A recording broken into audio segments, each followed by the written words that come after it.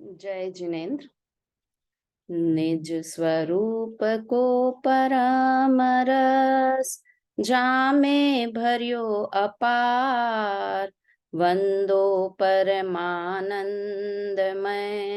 समय सार अविकार। कुंद कुंद मुनि चंद्रवर, अमृत चंद्र मुनि। आत्मरसी बनारसी, वंदो पद अरविंद। पंडित बनारसी दास जी कृत नाटक समय सार के 13वें अधिकार, चतुर्दश गुणस्थान अधिकार पर हमारी चर्चा चल रही है और हम 13वें गुणस्थान की चर्चा कर रहे हैं। जिन भगवान के हम रोज प्रतिदिन दर्शन करते हैं वे भगवान कैसे हैं उसकी चर्चा हम कर रहे हैं। शुरू के 12 गुणस्थान मोह कर्म के निमित्त से होते हैं और 13वां और 14वां गुणस्थान योग के निमित्त से होता है। एक बात आती है कि सयोग बोलो तो समझ में आता है कि योग के निमित्त से होता है। 13वें गुणस्थान का नाम है सयोग केवली गुणस्थान, है ना। और 14वें गुणस्थान का नाम है अयोग केवली गुणस्थान। तो अयोग बोल रहे हैं और कह रहे हैं योग के निमित्त से होता है। इसका क्या मतलब है? ये अभी अपन 14वें गुणस्थान की बात करेंगे तो ये करेंगे बात। क्या कहा? 12वें गुणस्थान तक कौन से कर्म के निमित्त से होता है? मोहनीय कर्म के निमित्त से 12 गुणस्थान होते हैं। किसी में कर्म का उपशम है, क्षय है, किसी में दर्शन मोहनी का उदय है, किसी में चारित्र मोहनी का उदय है। ऐसे 12 गुणस्थान होते हैं और 13वां और 14वां गुणस्थान योग के निमित्त से होता गुणस्थान बताया है। तो हम पहले अभी 13वें गुणस्थान की चर्चा कर रहे हैं जिसका नाम है सयोग केवली गुणस्थान। योग सहित है इसलिए सयोग है, और केवली है अर्थात 12वें गुणस्थान में वीतरागता थी, 13वें में केवल ज्ञान हुआ, इसलिए इस गुणस्थान का नाम केवली गुणस्थान कहा, है ना। 12वें तक वीतरागता तो हो गई थी 12वें गुणस्थान में, किंतु वहां छदमस्त थे और यहाँ केवल ज्ञान हो गया। और सयोग किस लिए लगाया? कि योग का निमित्त है, योग के कारण से ये गुणस्थान होता है। इस गुणस्थान में जीव क्यों है? क्यों अरहंत भगवान सिद्ध नहीं बन जाते हैं? कि योग का निमित्त है, योग कर्म का उदय है, अभी उन्हें नाम कर्म का उदय है, इसलिए वो 13वें गुणस्थान में अनंत बल के धनी, है ना। अनंत भगवान में अनंत दर्शन, अनंत ज्ञान, अनंत सुख और अनंत बल है, अनंत वीर्य है, किंतु ऐसा बल नहीं है कि वो जल्दी से सिद्ध दशा को प्राप्त कर लें। इसे कहते हैं स्वतंत्रता, है ना। मम्मी इतनी शक्तिशाली हैं किंतु फिर भी खुद चाहकर भी अरहंत से सिद्ध नहीं बन सकते हैं। तो हम चाहें कि भगवान हमारा कुछ कर दें तो भगवान स्वयं खुद का भी कुछ नहीं कर सकते, तो हमारा तो कर ही नहीं सकते हैं। ऐसा वीतराग धर्म हमारा है, स्वतंत्र धर्म हमारा है। हमारे भगवान जगत के कर्ता धर्ता नहीं है, है ना। खुद के भी कर्ता धर्ता नहीं है, इसका मतलब अपनी पर्याय में भी वो फेरफार नहीं कर सकते। अभी अरहंत पर्याय, अरहंत दशा है, बाद में सिद्ध दशा होगी। कब होगी? कि जब आयु कर्म पूर्ण हो जाएगा तब होगी। वो कुछ नहीं कर सकते उस दशा को लाने के लिए भी, ना। सोचें कि बहुत दिन हो गए दिव्य ध्वनि से प्रचार प्रसार करते हुए, अब ठीक है अब नहीं करते हैं प्रचार प्रसार, अब सिद्ध बन जाते हैं, तो ऐसा नहीं कर सकते हैं।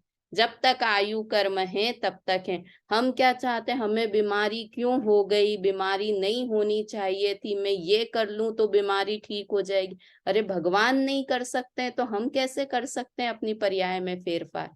वो तो अनंत बल के धनी है, वो नहीं कर सकते तो हम तो बिल्कुल ही नहीं कर सकते हैं। तो इस तरह की चर्चा हमारी चल रही है। 13वें गुणस्थान में कल हमने 108 नंबर का छंद 107 पढ़ा था, जिसमें कि हमने 18 दोषों से रहित होते हैं भगवान, उसकी चर्चा की थी। यही वे दोष हैं जिनसे रहित हमारे भगवान हैं और वो अन्य भगवान से हमारे भगवान को भिन्न कर देते हैं। कल एक होमवर्क दिया था कि 10 केवल ज्ञान के अतिशय कौन से होते हैं। जब तीर्थंकर 12वें से 13वें गुण स्थान में कोई जीव आता है, अगर तीर्थंकर हैं, वो तीर्थंकर प्रकृति का उदय है, तो उन्हें 42 गुण प्रकट होते हैं। कौन से? 10 जन्म के अतिशय, 10 केवल ज्ञान के अतिशय, 14 देवकृत, 8 प्रातिहार्य। ये तो सिर्फ तीर्थंकर केवलियों के होते हैं, और जो सामान्य केवली होते हैं उन्हें 4 गुण, कौन से? अनंत दर्शन, अनंत ज्ञान, अनंत सुख और अनंत वीर्य, ये प्रकट होते हैं। और अरहंत, जो तीर्थंकर अरहंत हैं, उन्हें 46 गुण होते हैं। तो 10 जन्म के अतिशय छोड़ें, 10 केवल ज्ञान के अतिशय की बात करेंगे। क्यों? क्योंकि हम 13वें गुण स्थान की चर्चा कर रहे हैं, इसलिए केवल ज्ञान होने पर कौन से होते हैं? बताइए सुनीता आंटी। मम्मी याद करके आए हो 10 केवल ज्ञान के अतिशय?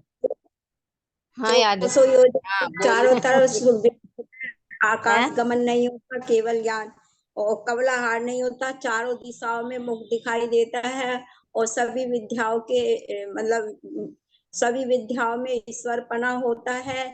शरीर के नेका वो नाखून और बाल नहीं बढ़ते, और शरीर की छाया नहीं पड़ती है, और पलक का नहीं झपना, और एक है दया का भाव रखना, और उपसर्ग नहीं होना। उपसर्ग नहीं होना, वेरी गुड। मम्मी बोलो आप। अतिशयकारी निरक्षरी दिव्य ध्वनि कीर्ति है, परम औदारिक शरीर होता है, मलमूत्र रहित शरीर होता है, शरीर के नख केश नहीं बढ़ते हैं, इंद्रियों के सारे विषय नष्ट हो जाते हैं, और यथाख्यात चारित्र प्रकट हो जाता है, और कमलों की 2-2 पंक्ति में लाइन बनती है, और शुक्ल ध्यान रूप चंद्रमा का उदय हो जाता है, और ये आँख, उनके आँख की पलक नहीं झपकती है। हाँ, ये तो आपने बताया, ये जनरल बताया, पर सुनीता आंटी ने जो 10 होते हैं ना, आपने भी सही बताए। ये सारे जो बनारसी दास जी ने बताए हैं वो सब बताए हैं, और जो सुनीता आंटी ने बताया वो 10 केवल ज्ञान के अलग से अतिशय केवल ज्ञान के नाम से। देखो, इसमें पसीना रहित केवल ज्ञान में नहीं बताया, वो जन्म का अतिशय बताया है। मल नहीं होना, पसीना नहीं आना, ये जन्म का अतिशय है, क्योंकि पसीना भी एक तरह से मल ही है ना, पूरे शरीर का मल है पसीना आना। तो वो जन्म के अतिशय में बताया, और यहाँ पर बताया नाखून और केश का नहीं बढ़ना, ये केवल ज्ञान का अतिशय बताया। सब विद्याओं का स्वामी होना, आकाश में गमन होना, ना चारों दिशाओं में मुख दिखाई देना, जे एक मुख चारित्र भासित, दोनों अर्थ बताते हैं इसके, कि चारित्र का उच्चारण करते हैं और 4 दिशाओं में उनके मुख दिखते हैं ऐसे, शरीर की छाया नहीं 2-2 पंक्तियां बनती हैं। हाँ हाँ, वो भी सही है, किंतु वो ये 10 केवल ज्ञान के अतिशय में उसका नाम नहीं है। वैसे वो सब तो है, बाकी सब है वो देवकृत अतिशय में 10 वो पंक्तियों का बनना, ये सब ऋतुओं के फल फूल का आ जाना, ये सब देवकृत अतिशय है। 14 देवकृत जो देवों द्वारा किए जाते हैं वो अतिशय हैं। और दया का भाव होना और उपसर्ग नहीं होना। कई जो अन्य श्वेतांबर आदि हैं वो मानते हैं कि उपसर्ग होते हैं, क्योंकि उपसर्ग केवली नाम का एक केवल ज्ञानी का भेद है। अभी अपन भेदों की चर्चा करेंगे तो उसमें उपसर्ग केवली, बल्कि वो उपसर्ग केवली कब है कि जब वो मुनि अवस्था में थे तब उपसर्ग हुआ, उसके बाद केवली हो गए, तो उसका नाम उपसर्ग केवली है पुष्पा आंटी। और क्या मानते हैं वो लोग कि भगवान के समव शरण में उपसर्ग हो गया, भगवान के ऊपर उपसर्ग हो गया, तो भगवान को उपसर्ग नहीं होता है, ऐसी बात है। चलिए अपन एक बार ये 109 नंबर का छंद पढ़ते हैं, और फिर जो विशेष चर्चा इस संबंध में है 13वें गुण स्थान की, वो करके 14वें गुण स्थान की चर्चा करेंगे। केवल ज्ञान प्रभु के परम औदारिक शरीर का अतिशय। वाणी जहाँ निरक्षरी, सप्त धातु मलनाय, केस रोम नख नहीं बड़े, परम औदारिक माय। परम औदारिक माहि जाहि इंद्रिय विकार नसी, यथा ख्यात चारित्र प्रधान थिर सुकल ध्यान ससी। लोकालोक प्रकाश करन केवल रजधानी, सो तेरम गुण थान जहाँ अतिशय मय वाणी। हाँ, क्या लिखा? वाणी जहाँ निरक्षरी, कैसी निरक्षरी वाणी होती है? लघु 18 महाभाषा और 720 लघु भाषा। कौन सी है पूजा की लाइन? लघु भाषा 7 शतक सुचेत, है ना। इसके आगे की लाइन एक और है ना, 10 अष्ट महाभाषा समेत लघु भाषा 7 शतक सुचेत, है ना। 18 तो महाभाषा और 720 लघु भाषा ऐसी, 700 किंतु लघु भाषाओं में उनकी तो निरक्षरी भाषा निकलती है, ओमकारमयी। तो ये भाषा कैसे कही? कि सबको अपनी अपनी भाषा में समझ में आ जाता है, ऐसा अतिशय है। ये सब चीजें पहले लगती थी कि कैसे होती है, कि समूह शरण में ऐसा है कि इतना ऊंचा समूह शरण होता है, किंतु आप पहली सीढ़ी पर खड़े हो और अपने आप भगवान के वहां पहुंच जाओगे, एक एक स्टेप नहीं चलना पड़ता है। तो सबको लगता अरे ये कैसे हो सकता है। अब एस्केलेटर्स बन गए हैं कि नहीं बन गए? मॉल में हम खड़े होते हैं, नीचे खड़े हों और ऊपर पहुंच जाते हैं। तो ये तो सौधर्म इंद्र की रचना है, समूह शरण कुबेर की रचना है। तो वो क्या कमी रखते होंगे? ये तो आज के साइंटिस्ट ने अब बनाई है ऐसी सीढ़ियां। और हमारे यहाँ तो चौथे काल से, क्योंकि उससे बड़ा वैज्ञानिक कौन होगा सौधर्म इंद्र और कुबेर से ज्यादा। तो इस तरह से उनकी निरक्षरी भाषा, निरक्षरी भाषा के लिए भी कि ये अपने पार्लियामेंट वगैरह में होता है ना, वो बोलते एक लैंग्वेज में है, किंतु सबको अपनी अपनी भाषा में समझ में आ जाता है। तो ये सारे अतिशय जो अभी के हैं उससे तो बहुत बहुत आगे भगवान के अतिशय हैं। सप्त धातु मल नाही, धातु 7 प्रकार के धातु और मल से रहित होती है उनकी बॉडी, उनका शरीर। केस और रोम और नख नहीं बढ़ते हैं। परम औदारिक, क्योंकि जो शरीर था पहले औदारिक शरीर था, वही 12वें गुणस्थान के अंत में परम औदारिक शरीर में कन्वर्ट हो जाता है। 12वें के अंत में कहें या 13वें गुणस्थान के प्रारंभ में। परम औदारिक मां ही जा इंद्रिय विकार नसी, इंद्रियों का किसी भी तरह का, इंद्रियों से जो मल निकलता है वो मल नहीं निकलता है, विकार से रहित हैं। यथा क्या चारित्रधारी हैं, सुकुल ध्यान में स्थिर रहते हैं और लोकालोक को प्रकाशन करने वाले हैं। केवल ज्ञान उनकी राजधानी है, मतलब केवल ज्ञान को प्राप्त कर लिया है, ऐसे 13वें गुणस्थान वाले हैं। और उनकी वाणी अतिशयमय वाणी है, जो सब जीवों को अपनी अपनी भाषा में समझ आ जाती है। निरक्षरी वाणी है और बिना इच्छा के वाणी खिड़ती है। सबसे बड़ी बात, इच्छा नहीं होती है कि मैं जीवों का उद्धार करूं। अगर इच्छा हो जाए तो क्या हो, गुणस्थान गिर जाए। किंतु अब 12वें के बाद गुणस्थान गिरता नहीं है, इसलिए बिना इच्छा के उनके वाणी निकलती है। भव्य जीवों का भाग्य होता है और बिना इच्छा के उनके वाणी खिड़ती है। देखो ऐसा होता है ना कि कोई बहुत बीमार हो और उसको तो इच्छा हो कि मेरी कोई सेवा नहीं करे, या वो बिल्कुल शांत भाव से रहे कि कोई मेरी सेवा करे या नहीं करे, किंतु उसके पुण्य का उदय होता है तो सामने वाले को अपने आप ऐसे भाव आ जाते हैं कि मैं इनकी सेवा करूं, है ना। तो वैसे ही भगवान की इच्छा नहीं है कि मैं वाणी खिराऊं, किंतु सामने वाले के पुण्य का उदय है तो अपने आप उनकी समूह शरण कहाँ जाएगा ये भी डिसाइड ना सौधर्म इंद्र करते हैं, और भगवान तो करते ही नहीं है, क्योंकि इच्छा नहीं है कि अब यहाँ से चंपापुरी से राजगृही जाएगा, राजगृही से मथुरा, कहीं भी जाएगा समूह शरण। तो कैसे डिसाइड होता है ये? कि जहां के भव्य जीवों का काल पक गया है, जहां के भव्य जीवों का पुण्य का उदय आया है, स्वतः ही समूह शरण उस तरफ टर्न ले लेता है ना।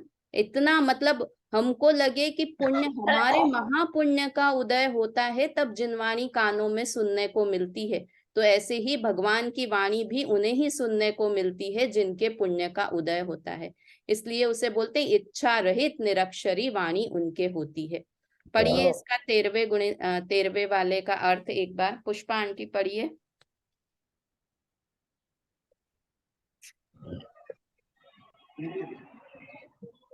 13वें गुण स्थान में भगवान के अतिशय में निरक्षरी दिव्य ध्वनि खिड़ती है।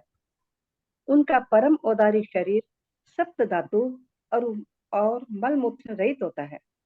केश, रोम और नाखून नहीं बढ़ते। इंद्रियों के विषय नष्ट हो जाते हैं। पवित्र यथा क्या चारित्र प्रकट होता है। स्थिर शुक्ल ध्यान रूप चंद्रमा का उदय होता है। लोकालोक के प्रकाशक केवल ज्ञान पर उनका साम्राज्य रहता है। कल हमने और इस गुणस्थान के बारे में काल संबंधी विचार किया था, जगन्य काल और उत्कृष्ट काल। कितना है उत्कृष्ट काल बेला भाभी, और जगन्य काल कितना है इस गुणस्थान का? 8 वर्ष कम 1 कोटि पूर्व तो उत्कृष्ट काल है, और जगन्य काल अंतर्मूर्त जगन्य काल। ये काल अपेक्षा विचार हुआ। गमन और आगमन संबंधी विचार करें। अभी एक बात भी पूछनी थी मैंने, आपने जो ये उदय लिखा है, तो इसमें 11वें और 12वें गुणस्थान में किसका उदय होगा? 11वें और 12वें गुणस्थान में किसका? चलिए ये आप लोगों के लिए प्रश्न ही दे देते हैं। 11वें और 12वें गुणस्थान में कौन से कर्म का उदय है ना? सोच के 11वें में आइएगा। तो मैंने सुनिए, लिखा है कि सभी का शांत हो जाती है, पर 12वें का नहीं कुछ भी लिखा हुआ, तो मेरे को थोड़ा सा चाहिए था। हाँ नहीं, अच्छा प्रश्न है, आना भी चाहिए था ये प्रश्न। ये सबके लिए ये प्रश्न है, नहीं तो कल फिर इसकी चर्चा करेंगे अपन कि 11वें और 12वें गुणस्थान में कौन से कर्म का उदय से 11वें और 12वां गुणस्थान होता है। ठीक है, इसकी चर्चा कल करेंगे। एक और जो ये 13वें गुणस्थान में जो उदय की बात करें ना, ये मन वचन काय के योग से होता है, निमित्त से। एक और असिद्धत्व नामक कर्म का औदयिक कर्म का उदय भी 13वें और 14वें गुणस्थान में रहता है। उसके कारण वो सिद्ध नहीं है। असिद्धत्व नाम का औदयिक भाव है ना, उसकी वजह से 13वां और 14वां गुणस्थान होता है। चलिए, और अब गमन और आगमन की चर्चा करते हैं। तो इस गुणस्थान में कहाँ जाते हैं? गमन मतलब जाना। इस गुणस्थान से कहाँ जाते हैं? कि 13वें गुणस्थान से एकमात्र 14वें गुणस्थान में ही जाते हैं, और कहीं नहीं जाते हैं। और आगमन मतलब इस गुणस्थान में आते कहाँ से हैं? कि नियम से 12वें गुणस्थान के बाद ही 13वां गुणस्थान होता है। तो बहुत सरल है गमन आगमन। आगमन 12वें से होता है और गमन 14वें में होता है। सबसे सरल है गमन आगमन याद करना इस गुणस्थान का। तो ऐसा ये गुणस्थान है। अब इस गुणस्थान में केवल ज्ञान और केवल दर्शन एक साथ होते हैं।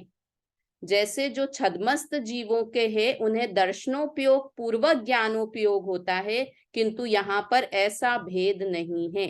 केवल ज्ञान और केवल दर्शन एक साथ होते हैं। कोई बता सकता है इसका क्या लॉजिक है कि केवल ज्ञान और केवल दर्शन एक साथ होते हैं? उसका क्या कारण है?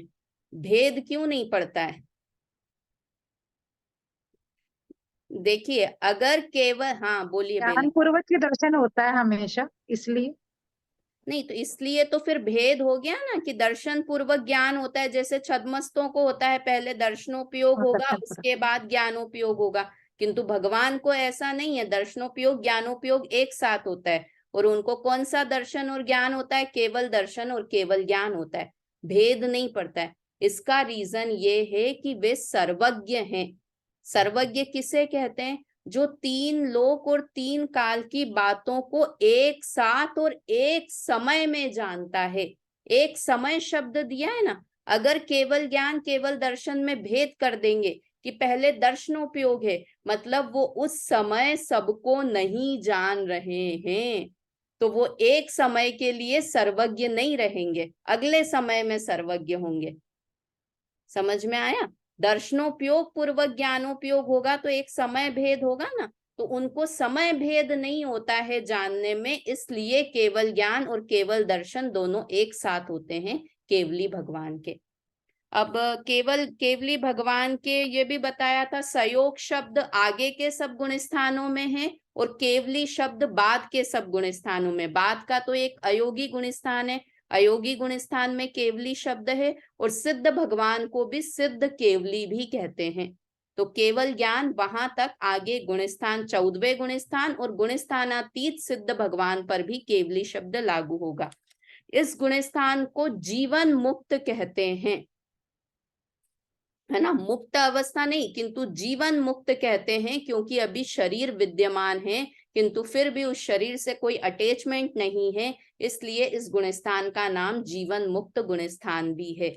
7 प्रकार के केवलियों की चर्चा होती है। जो 13वें गुण स्थान में 7 प्रकार के केवली कहे जाते हैं वो है तीर्थंकर केवली, सामान्य केवली, है ना, एक तीर्थंकर हुए, एक सामान्य, फिर है अनुबद्ध केवली, एक के बाद एक केवली होते जाना, जैसे जम्बू स्वामी, सुधर्माचार्य, गौतम गंधर, महावीर स्वामी, ऐसे बता ना, अनुबद्ध केवली।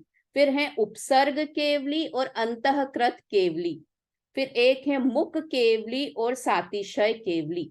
मुख केवली कौन हुए कि जो समो शरण से उपदेश नहीं देते हैं, जिनकी दिव्य ध्वनि नहीं खिड़ती है, उन्हें मुख केवली कहते हैं, बोल नहीं रहे हैं इसलिए मुख केवली। उपसर्ग केवली की उपसर्ग के बाद में केवल ज्ञान हुआ, उपसर्ग हो गया और उसके बाद केवल ज्ञान की प्राप्ति हुई, ऐसे उपसर्ग केवली। अंतःकृत केवली किसे कहते हैं, जो अपन ने कल बात की थी ना, कि ध्यान में है, किसी ने उपसर्ग किया, 12वां गुण स्थान तुरंत हुआ, 13वां हुआ और उसके बाद सिद्ध हो गए, बहुत समय तक नहीं रुके, तो वो अंतःकृत केवली।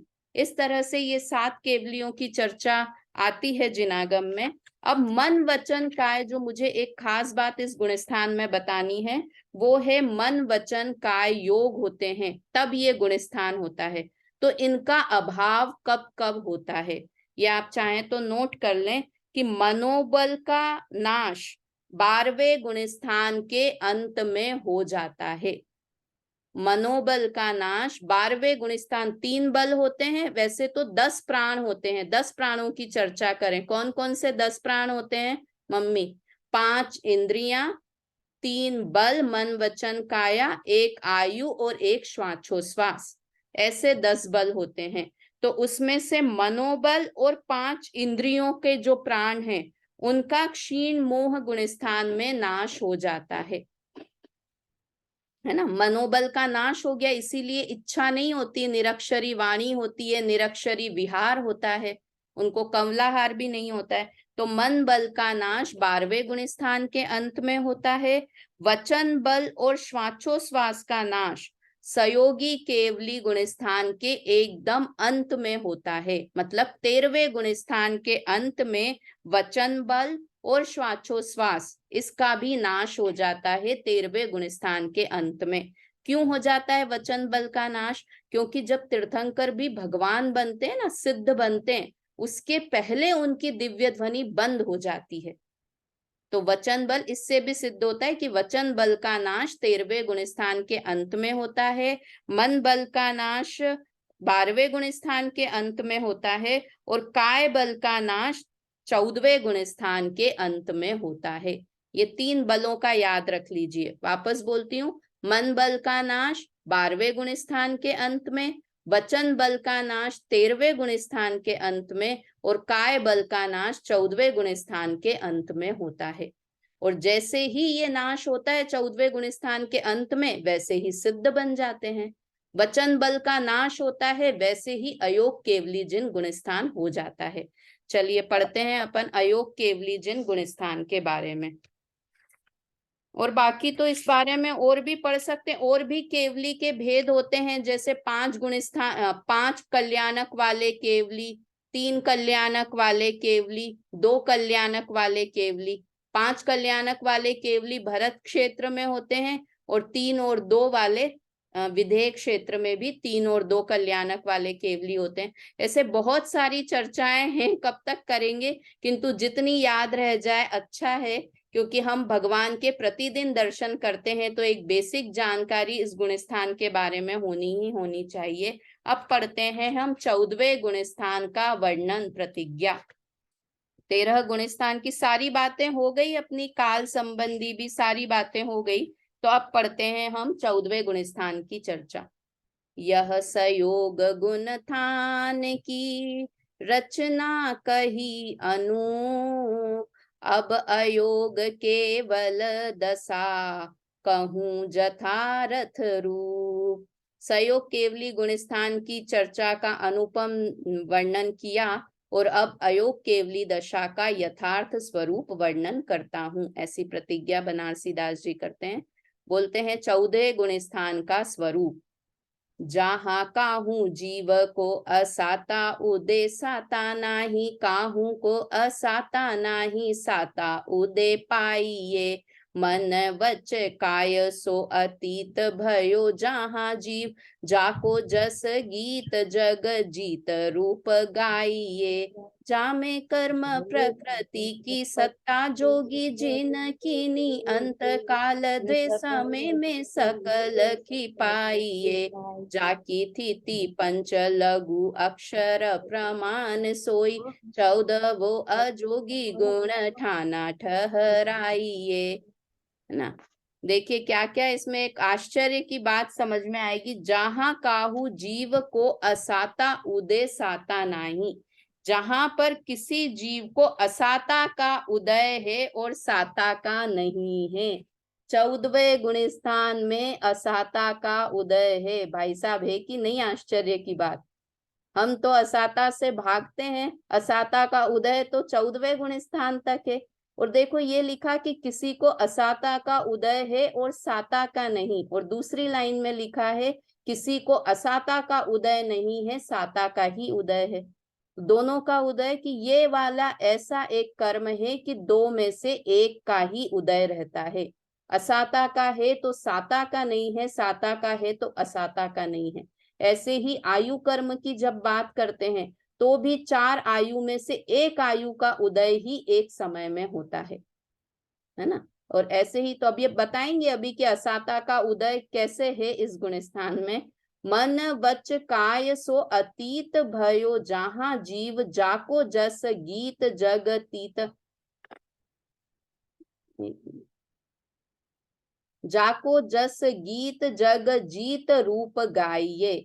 जहां पर मन वचन काय तीनों अतीत हो गए हैं, मतलब उनकी प्रवृत्ति नष्ट हो गई है, और जिनका यशगान पूरा संसार करता है, जिनके यशगान के गीत गाता है, ऐसा ये 14वां गुणस्थान है।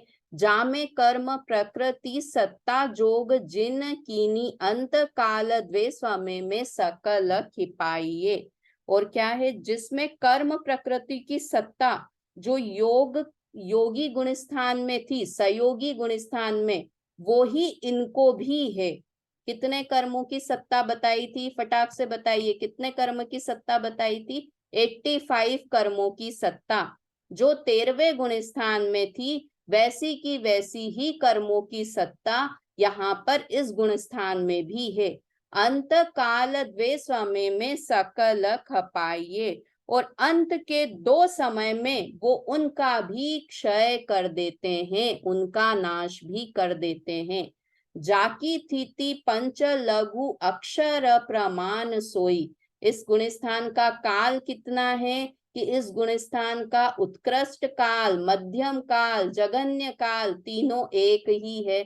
बहुत सरल हो गया याद करने के लिए, कोई उत्कृष्ट जघन्य मध्यम याद नहीं करना है। कितना है कि 5 अक्षर बोलते हैं उतना ही इस गुणस्थान का काल है। कितना है वो 5 अक्षर? अ ई उ र ल।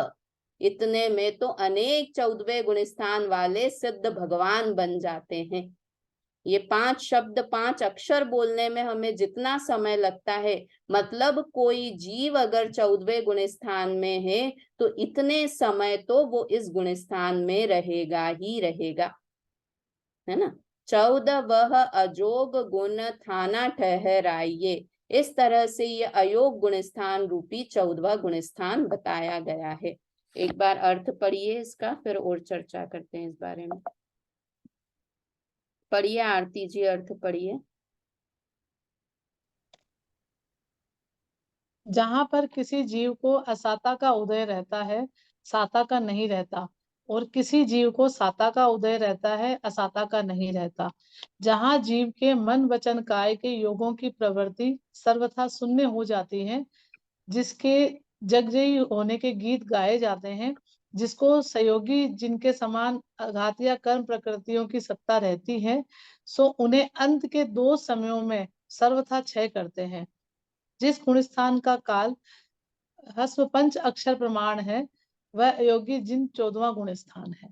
हाँ, अब देखिए यहाँ पर लिखिए ना कि असाता का उदय, ये यहाँ पर एक फुटनोट लिखा है केवल ज्ञानी भगवान को असाता का उदय वांचकर विस्मत नहीं होना चाहिए। वहां असाता कर्म उदय में सत्ता रूप परिणमता है, कि है तो असाता कर्म की कि मात्र सत्ता जितनी है। वास्तव में तो इसके पहले 13वें गुण स्थान में भी बताया था कि अघातिया कर्म कैसे हैं, जली हुई रस्सी के समान है, जो दो काम नहीं कर सकते, आगे का कर्म बंध भी नहीं कर सकते और उस समय भी उन्हें दुखी और सुखी नहीं कर सकते हैं, है ना। तो इसलिए तो वो जैसे सारे, हमको क्या असाता नाम सुन के लगता है अरे ऐसा कैसे कि असाता का उदय हो गया। ठीक है ना, वो कर्म सत्ता में है। असाता का उदय असाता का कब माना जाए पुष्पा आंटी? जब उसमें मोह के द्वारा आकुलता की जाए तो असाता का उदय असाता का उदय है ना। बाहर बहुत गर्मी पड़ रही हो और हम अगर करें हाय गर्मी हाय हाय गर्मी, तो हमें असाता का उदय है। और अगर हम उस गर्मी से प्रभावित ही नहीं हो रहे हैं तो क्या साता और क्या असाता? अगर हमें उस गर्मी से फर्क ही नहीं पड़ रहा है, कई लोग होते हैं ना अपने फोन की स्क्रीन पे ही टेम्परेचर लगा के रखते हैं और भले एसी में बैठे, अरे आज तो 40 टेम्परेचर है, अरे आज तो 42 टेम्परेचर है। अरे भाई तुम एसी में बैठे हो, तुम कहाँ असाता का उदय है? किंतु क्या है हमारी मान्यता, तो भगवान को क्यों असाता का उदय होते हुए भी असाता का उदय नहीं है? वास्तव में तो ये असाता नाम कह रहे हैं, बाकी सारे अघातिया कर्म भी उन्हें हैं और नहीं के समान हैं, क्योंकि वे उसमें आकुलित नहीं होते हैं, दुखी सुखी नहीं होते हैं। अगर हम भगवान को बोले साता का उदय तो हमें डाइजेस्ट हो जाती है बात, हाँ हाँ हाँ साता का उदय साता का उदय।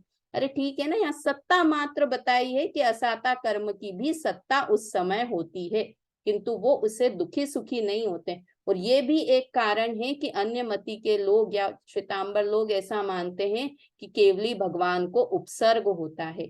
एक तो उपसर्ग केवली नाम से और दूसरा क्या असाता का उदय है ना, इसलिए उनके ऊपर उपसर्ग हो रहा है ना। तो यहाँ पर वो बात नहीं समझनी कि सिर्फ सत्ता मात्र है असाता कर्म की, ऐसा बताया। और इस गुण स्थान में का नाम जैसे इर्यापत आश्रव था वहां पर, किंतु यहाँ पर इर्यापत आश्रव भी नहीं होता है, क्योंकि योग का अभाव इस गुण स्थान में हो गया है। इर्यापत आश्रव क्यों हो रहा था 13वें गुण स्थान में? क्योंकि योग थे, किंतु यहाँ पर 11वें और 12वें गुण से, किंतु यहाँ पर योग नहीं है, इसलिए इर्यापत और सांप्रायिक दोनों आश्रव इस गुण स्थान में नहीं होते हैं। और बाकी इस गुण स्थान में जीव को सकल परमात्मा कहेंगे या निकल परमात्मा कहेंगे? सकल परमात्मा ही, क्योंकि सकल का अर्थ होता है शरीर सहित, और इस गुण स्थान में भी शरीर है, इसलिए इस गुण स्थान का नाम सकल गुण स्थान, सकल परमात्मा इस गुण स्थान को कहते हैं। और जितने नाम उनके बताए थे वो सारे नाम इस गुण स्थान में भी समझना। अरहंत भी इस गुण स्थान वाले, इसके बाद जब 14वां गुण स्थान भी क्रॉस हो जाएगा तब उन्हें सिद्ध भगवान कहेंगे। 14वें गुण स्थान वाले अरहंत हैं या सिद्ध हैं, कि अरहंत परमात्मा की कैटेगरी में आएंगे। वो समय चाहे बहुत कम है, किंतु फिर भी वो अरहंत कहे जाएंगे। इस तरह से यह हमारी गुणस्थानों की चर्चा पूर्ण हुई। यहाँ लिखा है इति 14 गुणस्थान अधिकार वर्णन समाप्त। 14 गुणस्थानों की बात हुई, किंतु ये अभी वर्णन समाप्त नहीं हुआ है। 2 छंद 3 छंद और लिखे हैं बनारसी दास जी ने इसके बाद, जहां पर लिखा है संवर को नमस्कार किया है कि ये सारे गुणस्थान होते किस कारण से हैं।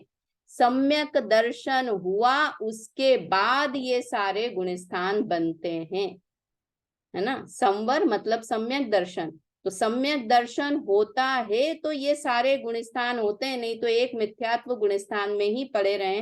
तो ये आगे की 112, 13, 14 और 15 ये 3-4 छंदों में उन्होंने बनारसी दास जी ने संवर को याद किया है। तो उसकी चर्चा, मुझे 2 मिनट ही बचे हैं इसलिए चर्चा प्रारंभ करने की इच्छा नहीं हो रही है। किसी को कुछ प्रश्न हो तो पूछिए आप लोगों में से। अच्छा, एक बात और, कि ये जब हम गुणस्थान का, अब ये 3-4 छंद और है, एक क्लास लेंगे, उसमें एक ही क्लास में पूरा हम रिवीजन कर लेंगे इस अधिकार का। और उसके बाद एक दिन मोस्टली मंडे या सैटरडे को या मंडे को जैसे भी खत्म होगा, एक टेस्ट जैसा लेंगे, छोटा सा ओरल टेस्ट लेंगे जिसमें छोटे छोटे से प्रश्न पूछेंगे। तो आप ये जो मूल क्लास लेंगे ना, जिसमें पूरे ही 14 गुणस्थान की बात करेंगे, वो क्लास जरूर अटेंड करना, वो जरूर सुनना, ताकि पूरा एक साथ 14 गुणस्थान की बात समझ में आ जाए। और कुछ मुझे छूटा हुआ नहीं दिख रहा है। आप लोगों को तो प्रश्न है नहीं, अब मैं ही प्रश्न पूछूंगी तो ठीक है, अगली क्लास में। आप लोगों को है नहीं कोई प्रश्न, और मुझे लग रहा है सारा हो गया इस गुणस्थान का भी पूरा वर्णन। चलिए जिनवाणी स्तुति बोलते हैं। कभी कभी 2 मिनट पहले पाठ छुट्टी हो जाए तो अच्छा लगता है स्कूल से, है ना। चलिए जिनवाणी स्तुति बोलते हैं एक बार।